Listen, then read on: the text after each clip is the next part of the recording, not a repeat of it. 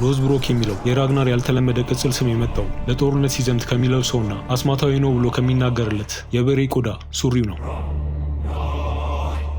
እንደ ጥንታዊ የኖርስ ታሪኮች ከሆነ እነዚህን አስማታዊ ሱሪዎች የሚሰራቸው በፈላ ሬንጅ ውስጥ በመቀጠል ነበር። አንዳንድ አፈ ታሪኮችም ሁለተኛ ሚስቱን አስላግን ያገባት ይህን አስማታዊ ሱሪ ታጥቆ ከግዙፍ ዘንዶ ካስጣላት በኋላ መሆኑ ይነገራል። እነዚህ ገድሎች የታሪክና የምናባዊ ፈጠራ ድብልቅ መሆናቸው ብዙ የታሪክ ተመራማሪዎች ይስማሙበታል። ራግናር በሰሜን አውሮፓ ከሚታወሱ ከመጀመሪያዎቹ የባህር ነገስታት አንዱ በመሆኑ በእውነተኛ ተግባሮቹና በኋላ ከመጡት አፈ ታሪኮች መሃል ያለው መስመር ባለፉት ክፍለ ዘመናት በእጅጉ ደብዝዟል። በሕይወቱ ታሪክ ውስጥ ያሉ ክፍተቶች በጀግንነት ተረቶች መሞላት ጀመሩ።